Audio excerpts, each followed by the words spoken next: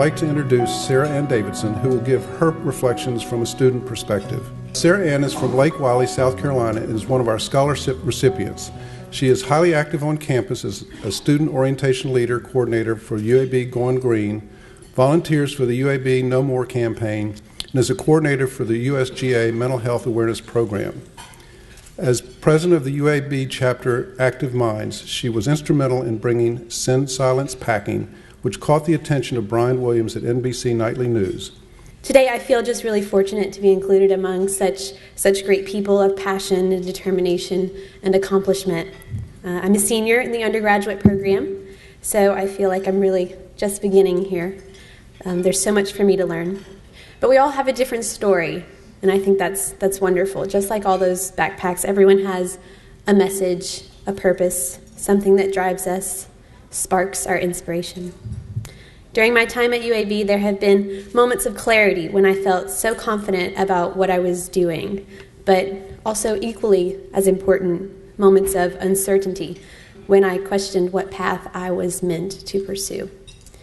During my freshman year of college, at 18 years old, I felt like I should know exactly what I want to do. I have to figure it out now.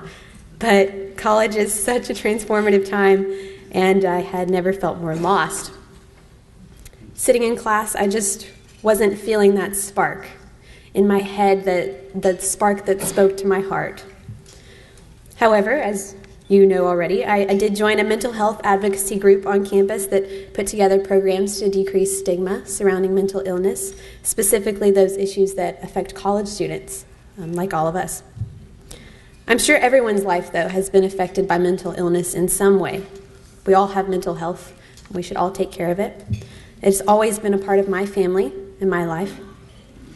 Further, I came to understand that every year 1,100 people my age die by suicide, the second leading cause of death for people my age at universities just like this one. I began to question, how could I change that? What could I do to prevent that pain, that stigma, and how could I change a culture? And that's where I found my spark, talking to students, making a difference in my community, but I didn't have a word to describe what I was doing, and that was so frustrating. You see, at this point, public health did not exist as a major at the undergraduate level. But soon came a moment of clarity. Sophomore year, I had registered for PUH 201, Origins of Epidemics. I walked into the Riles building on a Monday morning, my first class of the semester, taught by Dean Michael, and this would be my first impression of public health. Every word he spoke that day, though, was like music to my ears. Finally, I thought, this is where I belong. This is how we solve problems. This is how we change the world. So I quickly switched my field of study to the brand new public health major. And today, the UAB Public Health building itself is like my home away from home. I live 8 hours away from my family. I'm from South Carolina. So on those days when it seems like a cloud of uncertainty hangs over me, the enthusiasm from peers in class and the professors who have been such great mentors to me, many of them in this room, feel like one cohesive family for me. We push each other to think about the world's biggest problems. It is an environment unlike any other in a city that has so much to tell us.